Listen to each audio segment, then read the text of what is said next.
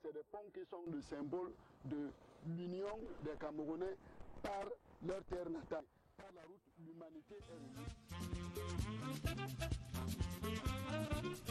L'unité nationale tant chérie par les peuples camerounais et dont on parle, une unité qu'il faut renforcer, le travail a déjà commencé à travers la réalisation de certains symboles.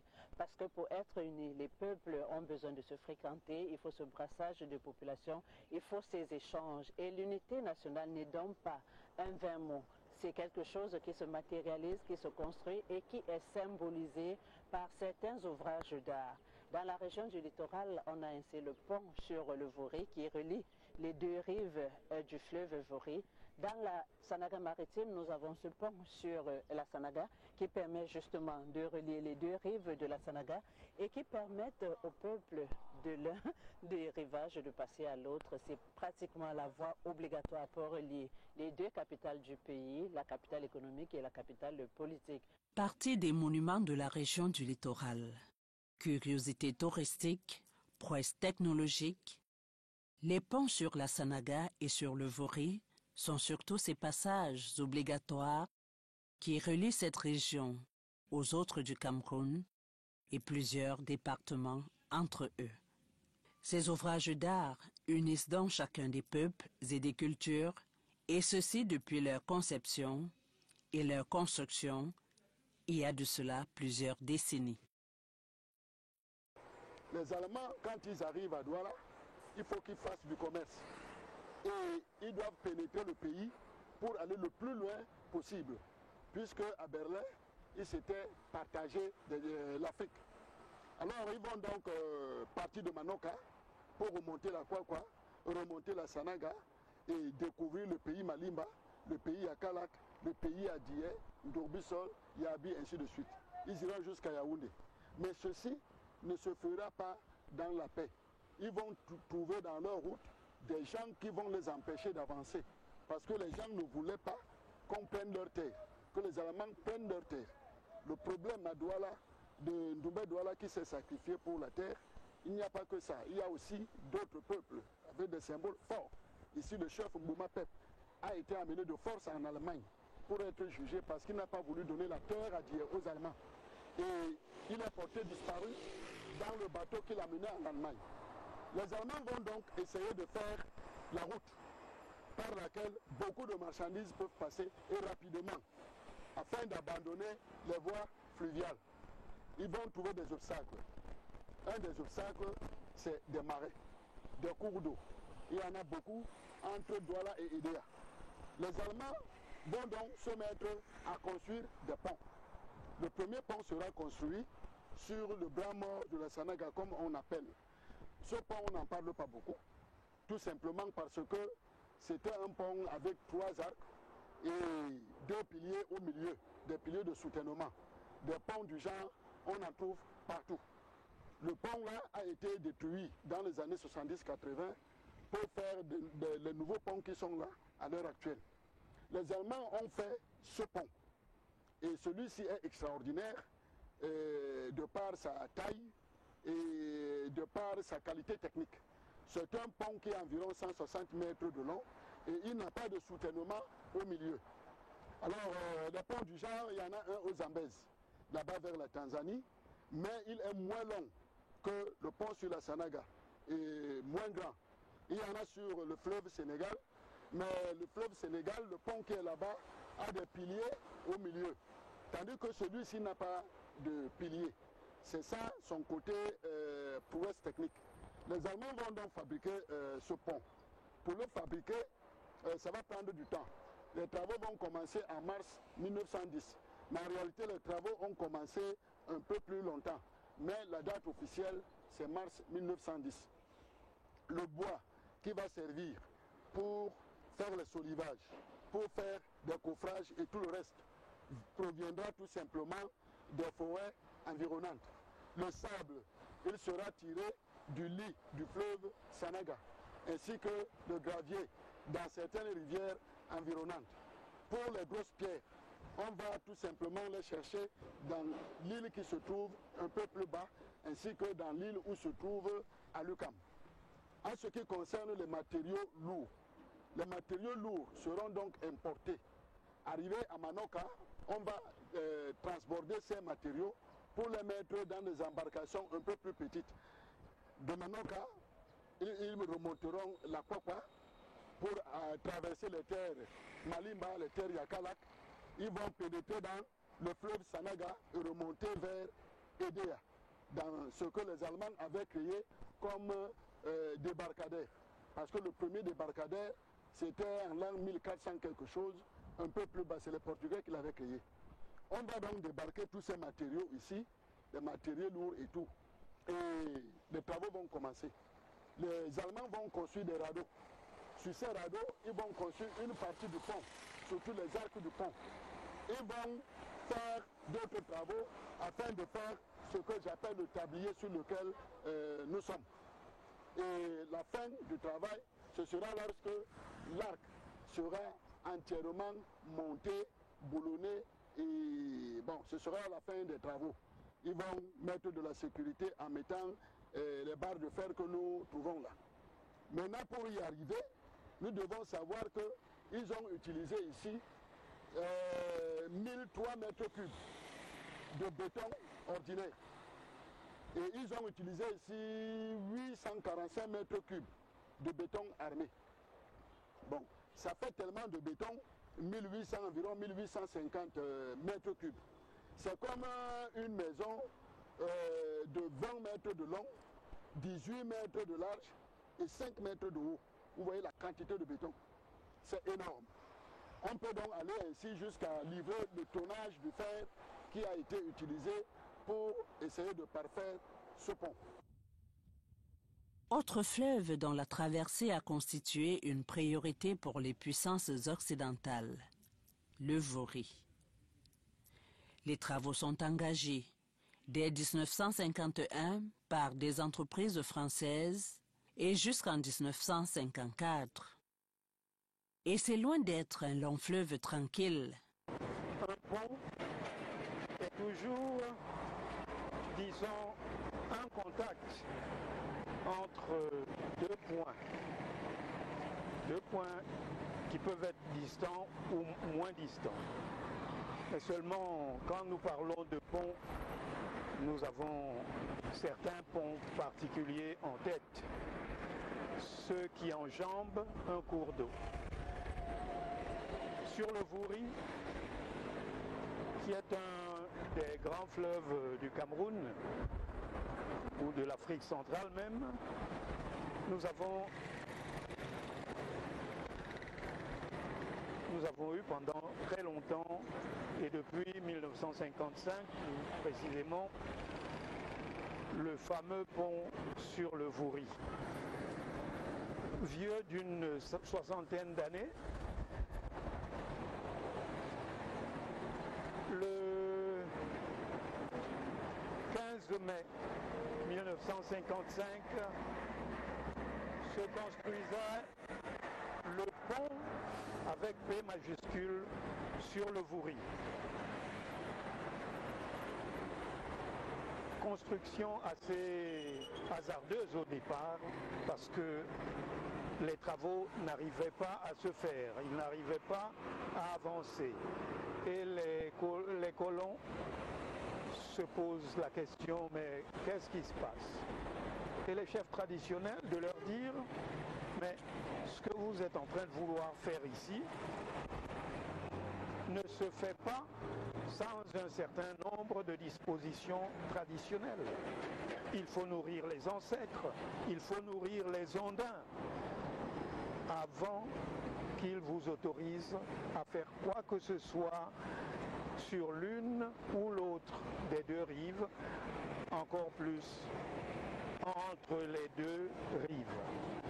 il faut le rite d'offrande aux ondins, d'offrande aux ancêtres. Les Occidentaux s'en moquaient. Les travaux se bloquaient. Mais lorsqu'enfin ils se sont dit, bon, essayons voir, faisons un peu ce qu'ils veulent. Ils ont donc apporté tout ce qui avait été demandé, du poisson, du riz, à grande échelle, hein, par sac entier. Et on les a jetés à l'eau. Le rite a pris sa place. Et voilà les travaux qui commencent à avancer très rapidement, au grand étonnement des Blancs. Et lorsque le pont a été achevé, son inauguration était une autre épopée.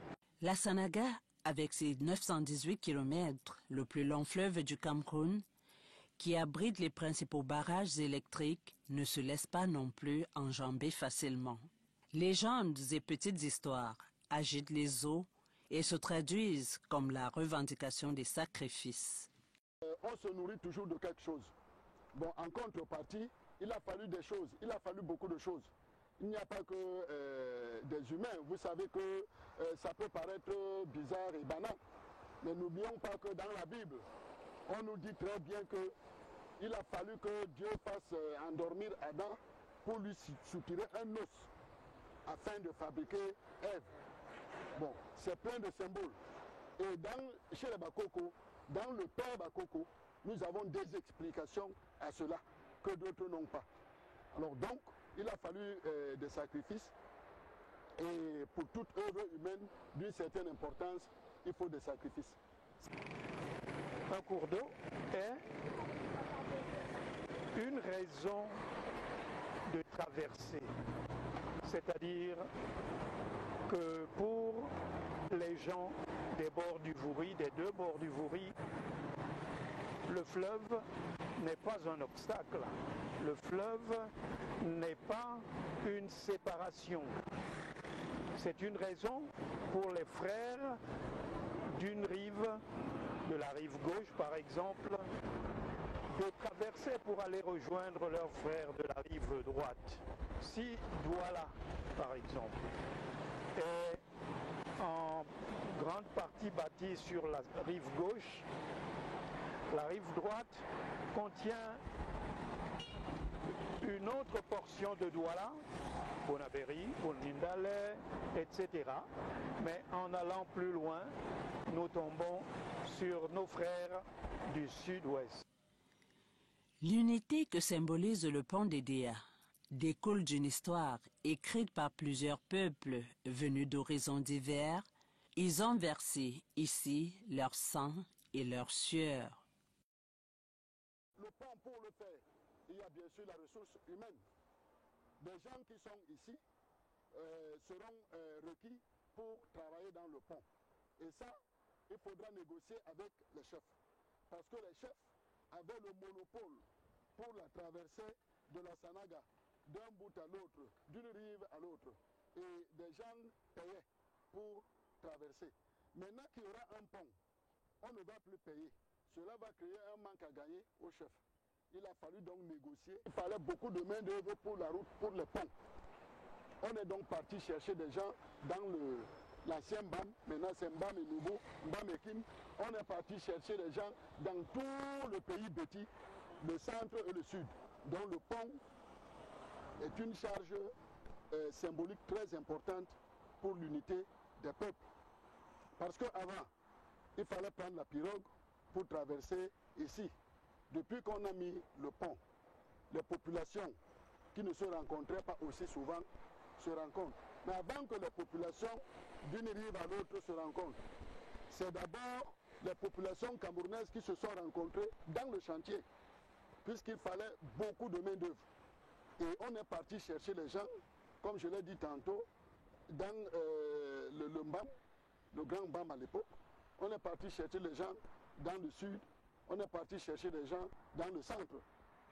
Et pour venir justement prêter main forte à ceux qui sont ici afin de pouvoir faire le pont. Et ces gens se sont donc rencontrés dans ces différents chantiers. Et ils ont fraternisé, en sorte que ici dans la ville de Déa, il y avait un quartier qu'on appelait quartier Nkolmelen. Les Bétis qui sont venus travailler ici et qui n'ont pas voulu retourner chez eux, ils ont trouvé du terrain que les Adjies leur ont donné, le terrain de Pongo, pour faire un quartier Nkolmelen. Il n'y a que les Bétis qui y étaient. On va donc trouver là au quartier d'Amour, d'Embamois, on va trouver des populations, comment on les appelle encore, les Malimba, qui étaient aussi venus ici pour travailler. On va les retrouver aussi vers les bords de l'eau, ici au marché de bord. Bon, les Haoussa vont venir plus tard. Eux ne sont pas venus pour travailler, ils ne sont pas venus pour le pont, mais ils sont venus tout simplement parce que certains de leurs sont venus ici et il fallait que leurs prêtres, donc les imams, les suivent pour évangéliser. Vous êtes aussi venu parce que c'était devenu facile de faire le commerce. C'était facile de faire le commerce, mais quand nous parlons Haoussa, c'est un mot générique. Et ça englobe tous ceux qui portent la soutane et qui sont musulmans. Parce qu'en réalité, c'est des populations du Mbam, islamisées, qui étaient venues ici pour travailler. Et ces populations, il leur fallait du terrain. Mais dans la culture musulmane, on n'habite pas n'importe où, n'importe comment. Ils ont leur manière de construire leur habitat. Alors, Papa Mouta Siangote, un ancêtre des Dongawa, un ancêtre direct de notre délégué du gouvernement, Dieudonné Zoké, Papa Mouta Siangote va donc leur donner une partie de son terrain afin qu'on fasse ce que nous appelons depuis le quartier Haoussa. Quand Baba Simon doit partir du sud pour aller au nord, il était curé à Douala, à la paroisse Noubel. La paroisse Noubel Bassa à Douala, c'est là qu'il était curé. Et il partira de là à suite de la permission de Monseigneur Mongo, qui était son évêque à l'époque. Il passera justement par ce pont-là pour aller jusqu'au nord, rejoindre les frères du nord. Parce que Monseigneur Mongo disait, le christianisme même au Cameroun ne sera équilibré que lorsqu'il se tiendra sur ses deux pieds, c'est-à-dire le nord et le sud. Vous voyez donc comment, depuis très longtemps, ce pont contribue fortement à l'unité des populations.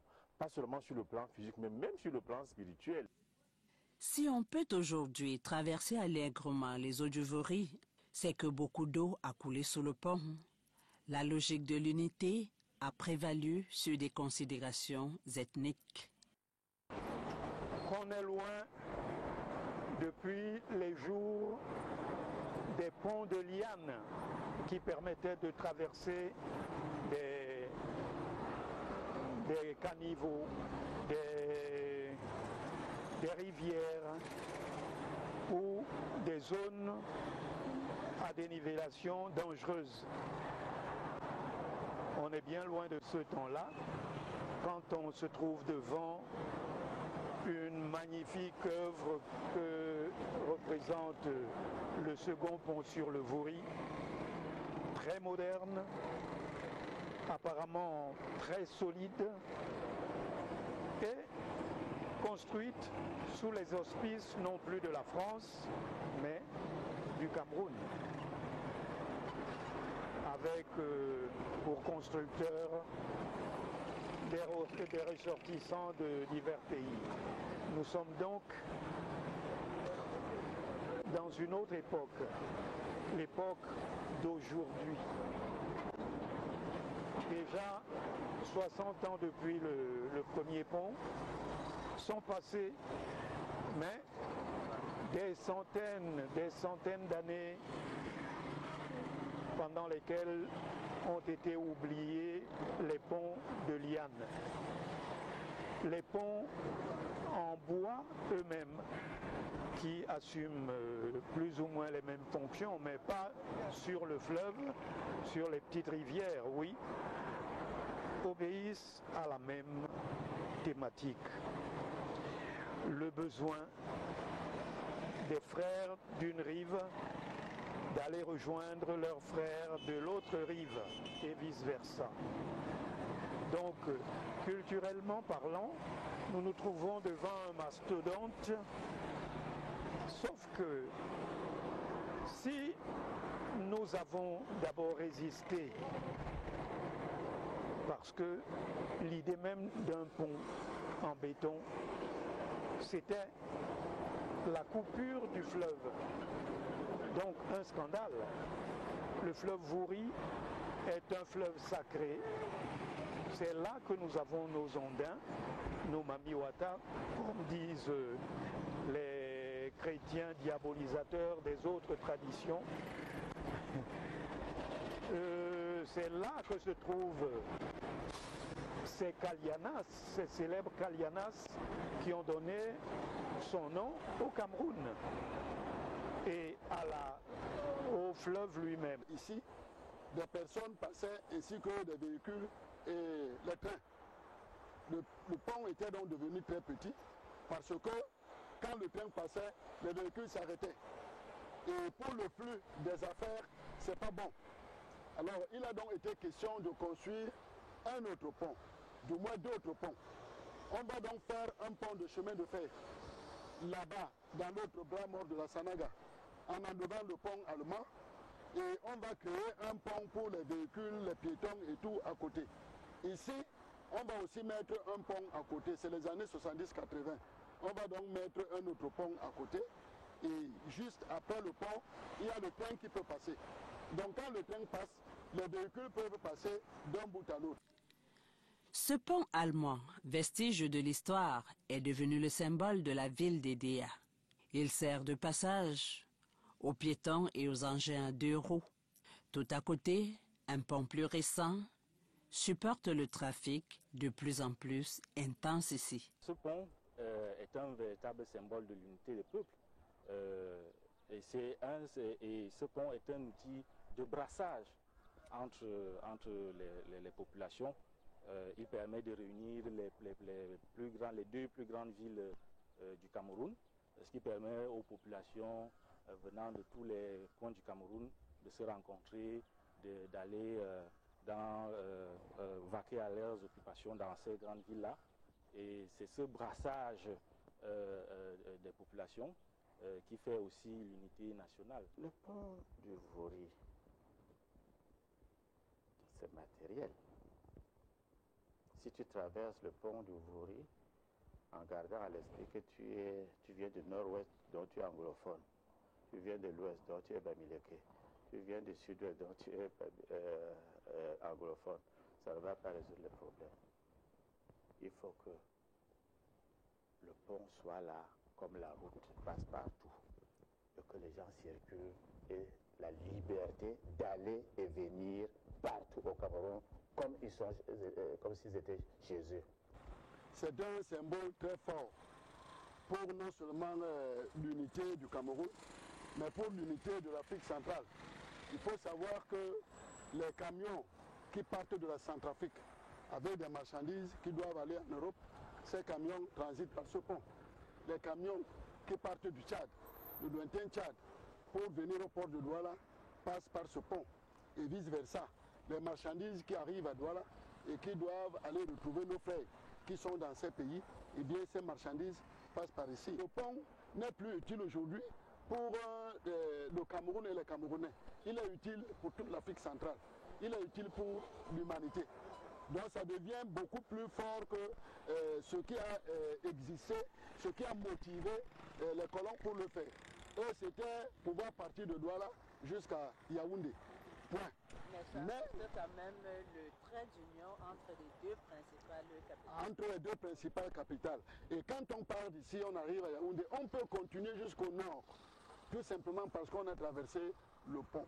Donc, tous ces ponts qui sont sur ces routes-là, c'est des ponts qui sont le symbole de l'union des Camerounais par leur terre natale. Donc par la route. Par la route, les Camerounais sont reliés. Par la route, l'humanité est reliée. Et quand on dit que là où la route passe, le développement suit, c'est là que ça prend tout son sens. Ouvrage d'art avec des durées de vie limitées, Ces ponts sur la Sanaga et sur le Vori gardent en tout temps leur valeur symbolique. Ce sont des liens qui unissent, des ponts de l'unité.